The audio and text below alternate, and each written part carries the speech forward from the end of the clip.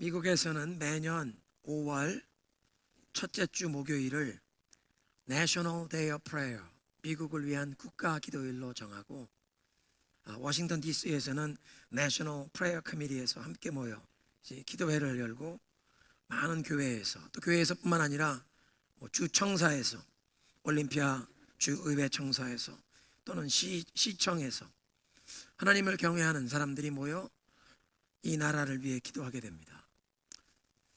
하나님께서 우리 한인이민교회를 북미주에 세워주신 것이 이 땅의 영적인 부흥을 위해 기도하는 집으로 세워주신 줄로 믿습니다. 우리와 우리 자손들이 살아가야 할 이 미국을 위해 우리도 함께 기도해야겠습니다. 또 올해는 미국뿐만 아니라 두고온 조국 대한민국의 그 모든 어려운 상황을 보면서 북한의 핵 위협만 아니라 정치, 경제, 문화, 교육 전반 분야에 그 혼란과 고통 중에 있는 우리 대한민국을 위해 함께 기도해야겠습니다. 하나님의 은혜로 한반도의 무력 충돌을 막아주시고 복음의 능력으로 평화 통일이 임하게 하옵소서. 대통령 새로 뽑기 위해서 5월 9일 선거 전까지 대한민국의 모든 교회가 깨어나 기도하게 하시고, 세계에 흩어진 우리 모든 한민족 디아스포라 교회가, 심지어 복역 땅에 있는 지하교회 성도들까지 대한민국 대통령 선거를 위해 기도할 때 정말 정직하고 겸손한 마음으로 백성을 섬기고, 또 하나님을 두려운 줄 알고 정말 하나님 앞에서 정직한 마음으로 그렇게 백성을 섬겨서 국민 화합을 이루고 평화 통일을 준비할 수 있는 그런 선한 인물을 대통령으로 세워주옵소서. 그래서 이번 목요일뿐 아니라 우리 5월 9일까지 매일 우리 대한민국을 위해서, 우리 한반도, 우리 민족을 위해, 또 우리가 살고 있는 미국을 위해 함께 기도해 주시기를 부탁드립니다. 한번 따라하겠습니다. 기도하는 사람이 가정의 파수꾼이며, 기도하는 성도가 교회의 파수꾼이요, 기도하는 교회가 민족의 파수꾼이다. 믿으십니까? 우리 교회가 깨어 기도함으로 우리 민족을 위한 영적인 파수꾼의 사명을 감당해야 한다는 것입니다. 오늘 메시지에 귀를 기울이겠습니다. 사람들은 대부분 자신의 인생에 대해서 이 컨트롤을 쥐고 있고 싶어 합니다.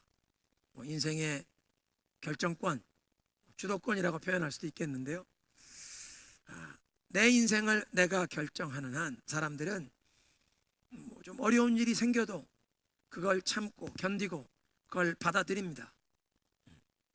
그런데 속수무책인 그런 상황을 만나면, 내가 주도권을 쥐고 내가 결정권을 가지고 어떤 일을 지금 결정하는 것이 아니라 나에게 어떤 일들이 일어나는데 내가 전혀 결정할 수 없는, 내가 그 일에 대해서 아무런 권한이나 옵션이 없이 그냥 그 일이 나에게 일어나는 것 당하기만 하는 상황을 만나면 사람들은 그것을 너무 힘들어합니다. 나의 능력이 전혀 통하지 않는 한계 상황이라고 하죠. 대부분의 사람들, 우리 모두는 이런 한계 상황을 싫어하고 이런 한계 상황을 피하려고 합니다. 그런데 하나님께서는 이런 한계 상황을 통해서 우리의 잠들어 있는 영혼, 우리의 영혼을 깨우시는 도구로 사용하십니다. 내가 삶의 주도권을 쥐고 나의 인생, 나의 진로를 내가 결정할 수 있다고 스스로 생각하는 한 사람들은 하나님과 적당한 거리를 유지하면서 하나님의 뜻, 하나님의 법 같은 것 무시해도 그냥 내가 어떻게 살아갈 수 있다고 착각합니다. 그런데 내 힘, 내 능력이 통하지 않는, 내 결정이 통하지 않는 속수무책인 한계 상황이 터지면, 인생이 내 마음대로 살아갈 수 있는 것이 아니라 이 세상이 하나님의 뜻대로 돌아가는, 하나님의 법도대로 통치되는 그래서 하나님의 뜻에 순복하고 그 하나님의 절대 주권이 다스리시는 이 세상은 하나님의 세상이라는 것을 인정하기 시작합니다. 오늘도 우리는 요셉의 이야기, 요셉 가문의 이야기를 계속하겠습니다.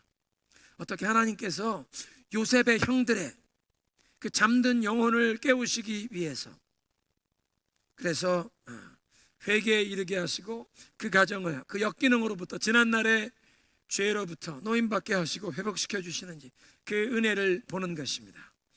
요셉의 형들의 그 잠든 영혼, 그들의 양심을 깨우시기 위해서 하나님께서 저들을 다루신 모습을 지난 몇 주간 우리가 살펴보았습니다. 제일 먼저는 기근을 통해서 하나님께서 저들을 궁핍함을 경험하게 하십니다. 그동안 편안하게 살던 가나안 땅을 떠나서 애굽으로 내려갈 수밖에 없는 궁핍함을 경험하게 하십니다. 애굽에 내려가서 요셉을 만났지만 알아보지 못합니다.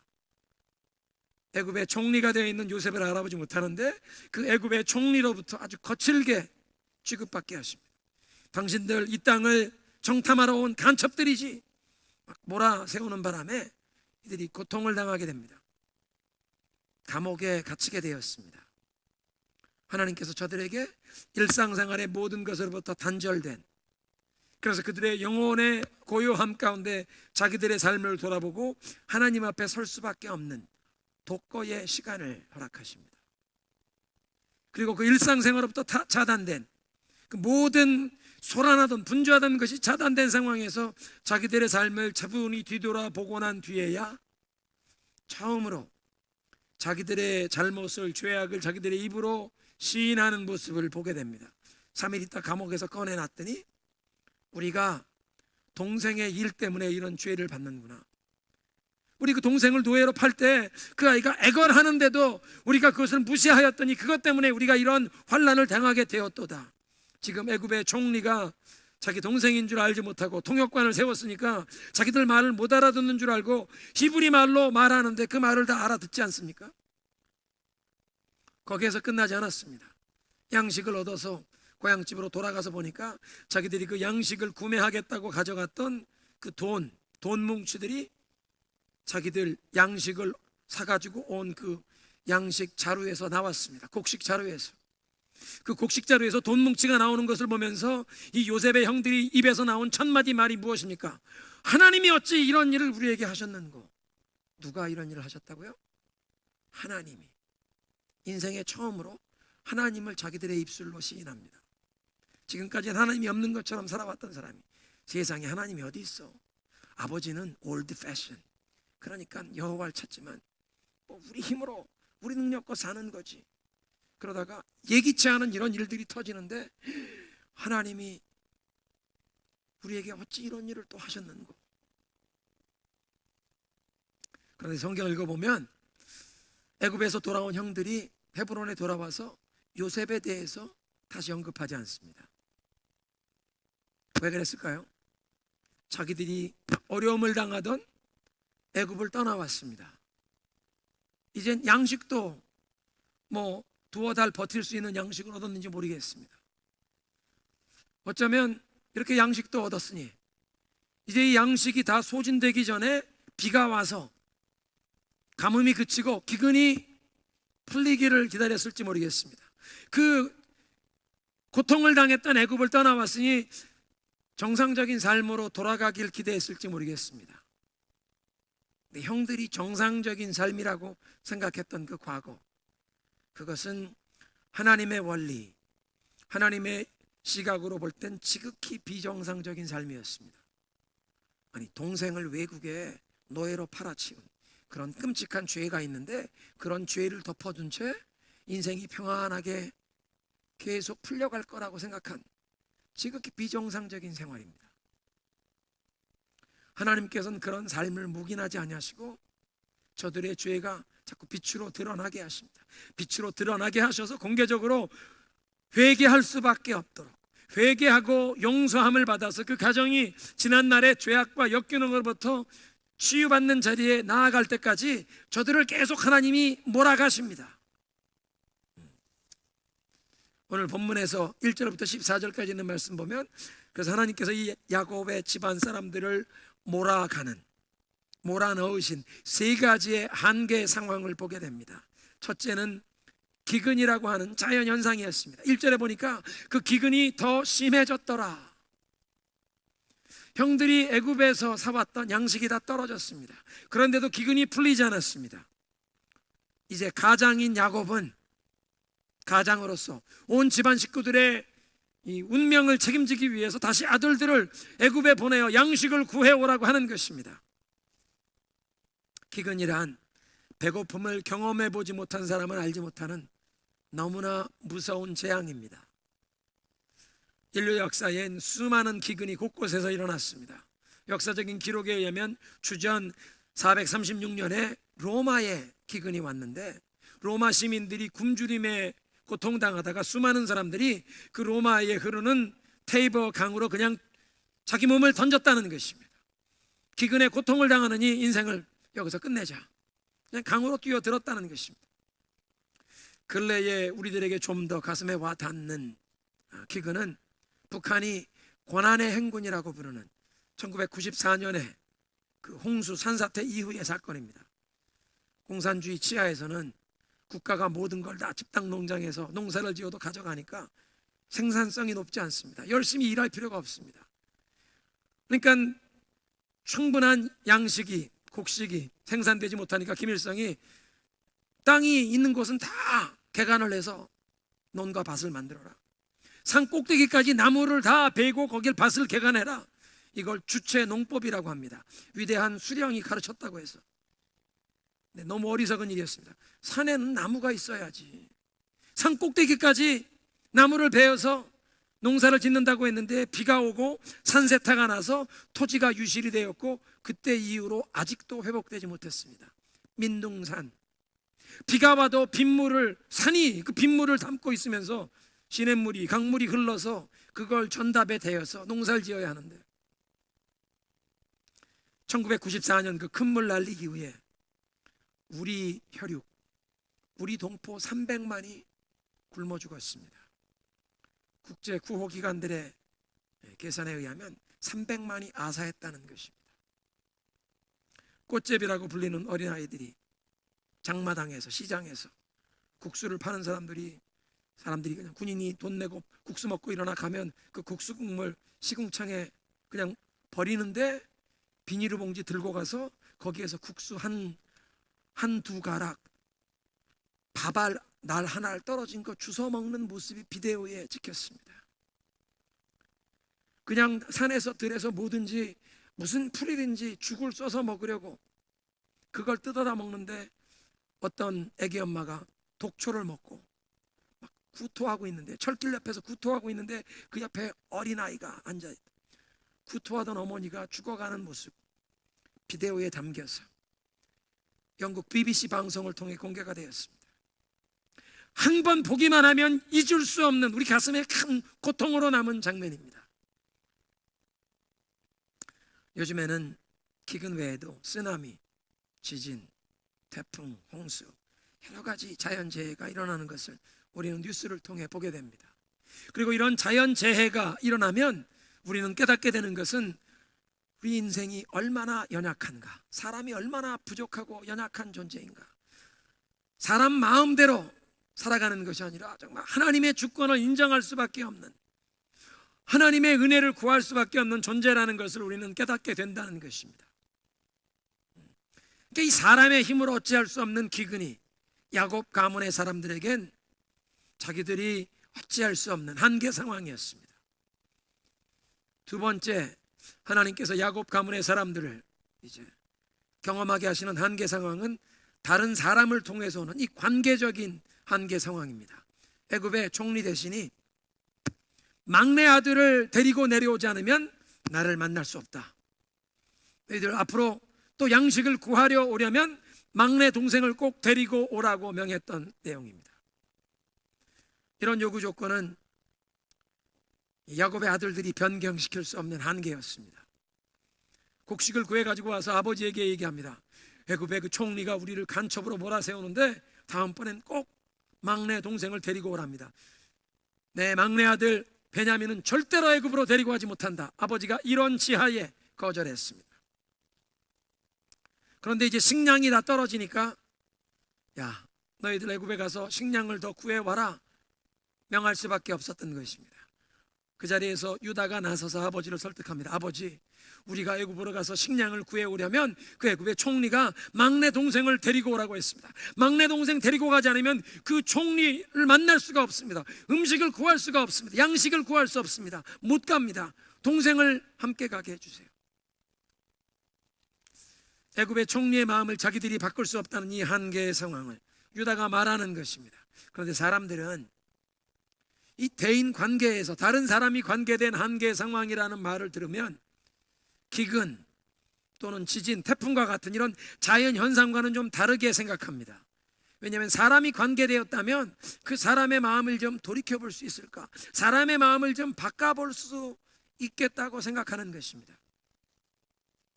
많은 분들이 내가 노력해서 내 힘으로 사람의 마음을 좀 바꿔볼 수 있다고 생각하는 것입니다.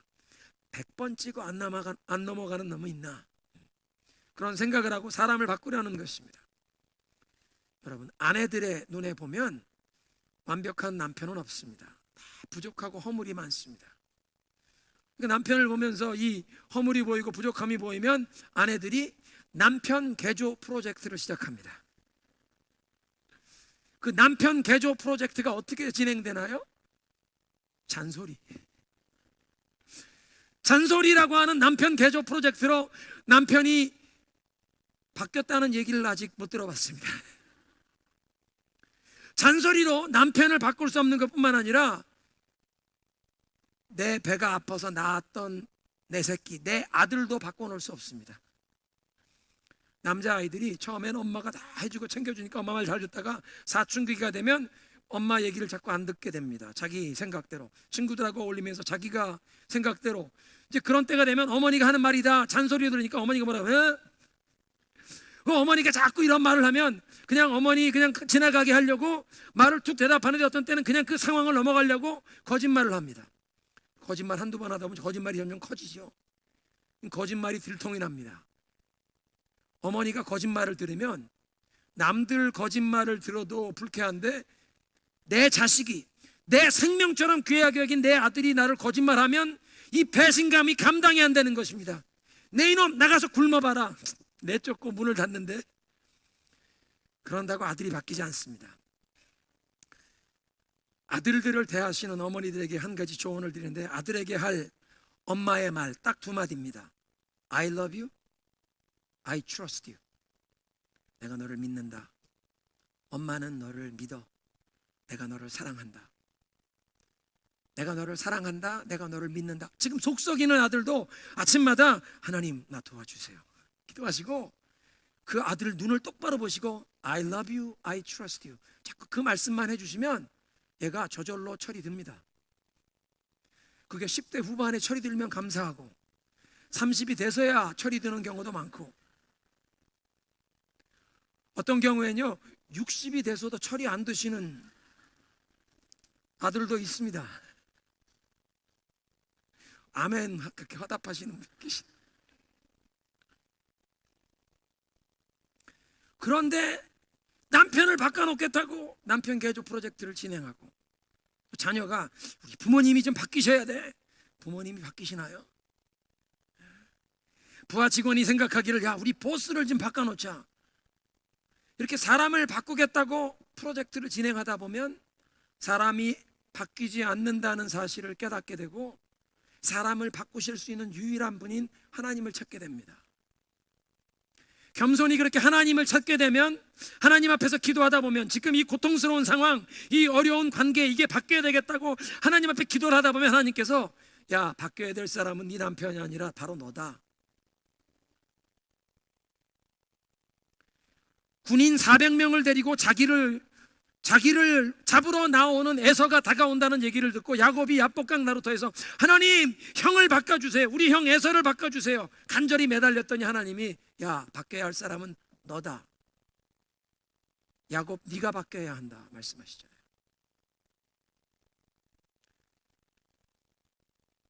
바로 우리 자신이 내 내면 세계가, 내 영혼이 먼저 바뀌어야 한다는 것입니다. 세 번째로 야곱 집안 사람들이 경험하게 된 한계 상황은 그들이 처한 이 환경, 이 여건 그 자체였습니다.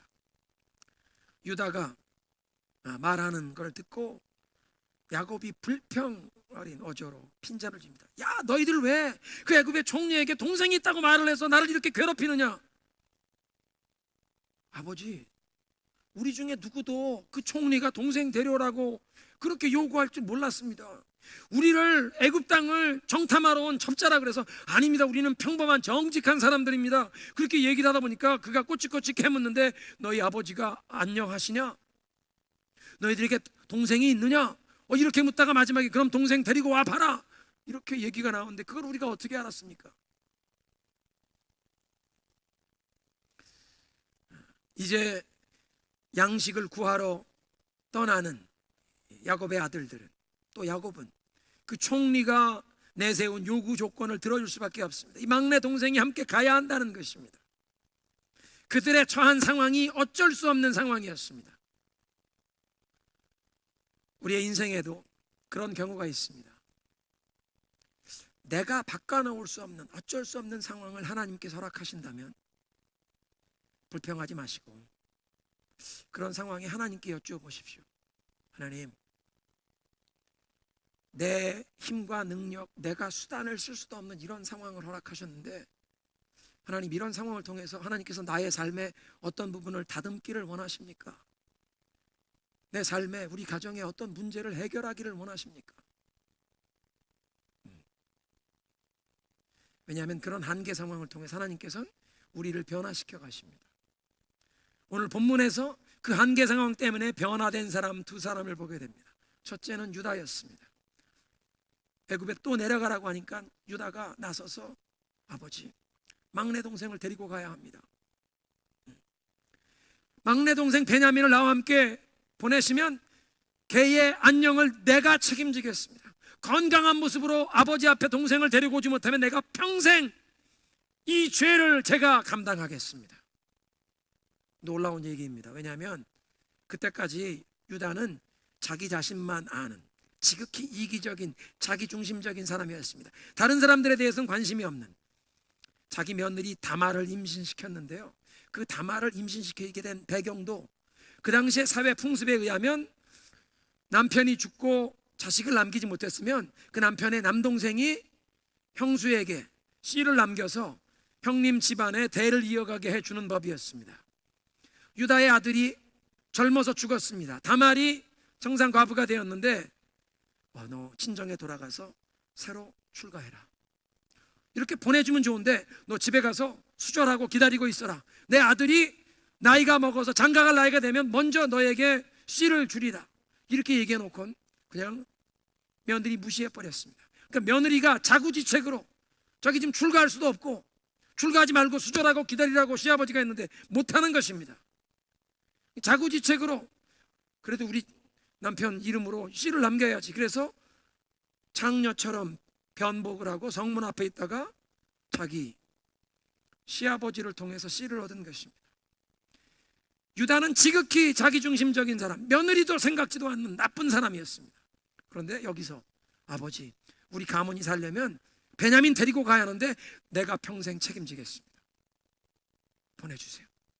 그리고 실제로 44장에 보면 그렇게 내려갔다가 베냐민이 위험을 당하게 되니까 베냐민 대신 자기가 벌을 받겠다고 애굽의 그 총리 앞에서 나를 노예 삼으시고 내 동생은 고향집으로 우리 아버지께 보내주세요, 자기 동생 위해서 자기 생명을 내놓는 그런 일을 합니다. 한계 상황을 경험하면서 유다가 사람이 변한 것입니다. 그런데 그거보다 더 큰 변화는 야곱에게 일어난 변화입니다.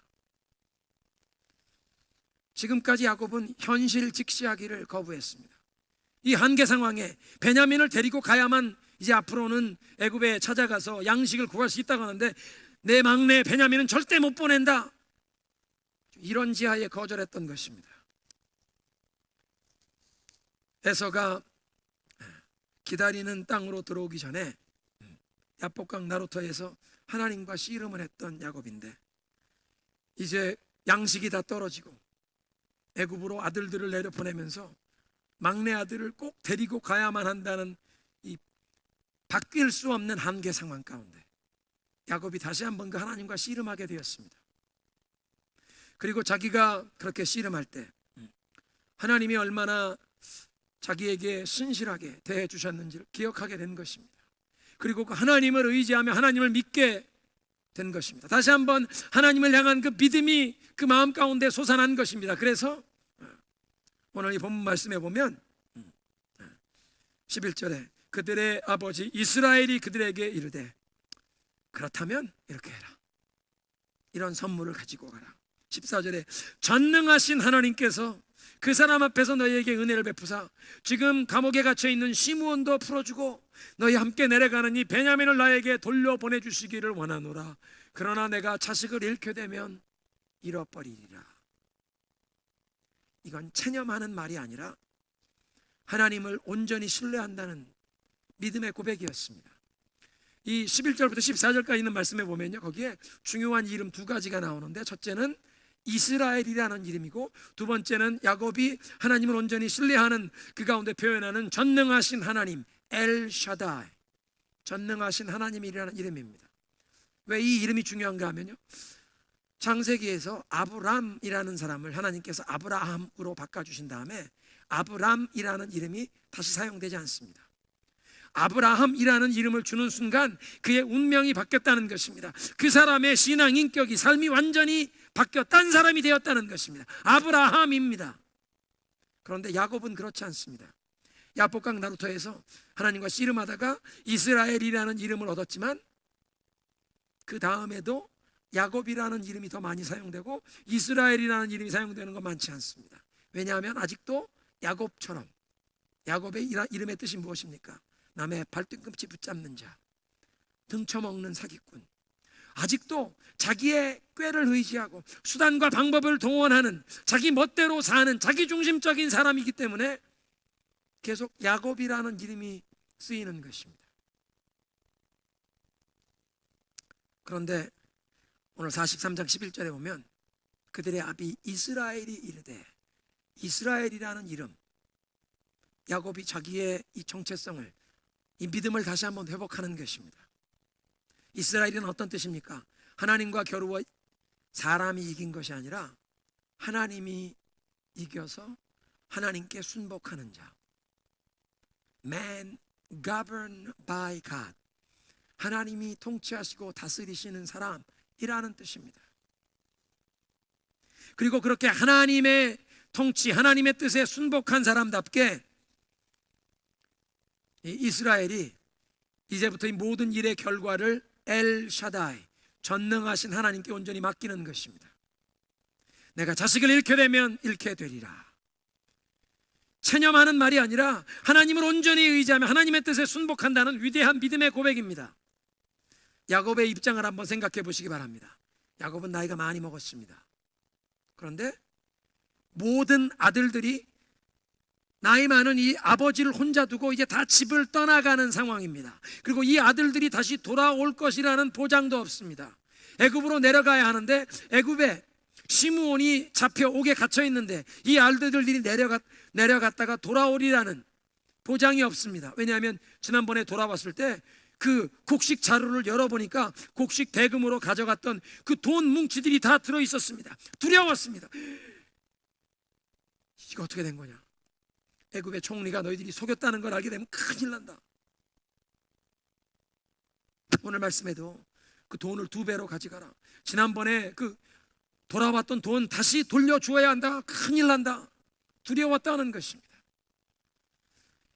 이 아들들이 내려가서 일이 잘 진행되고 있는지 전화가 오는 것도 아니고 전보를 받을 수 있는 것도 아니고 인편으로 어떤 사람이 이 소식을 전해주어야 하는데 그 소식이 몇 주 만에, 몇 달 만에 올지 알 수가 없습니다.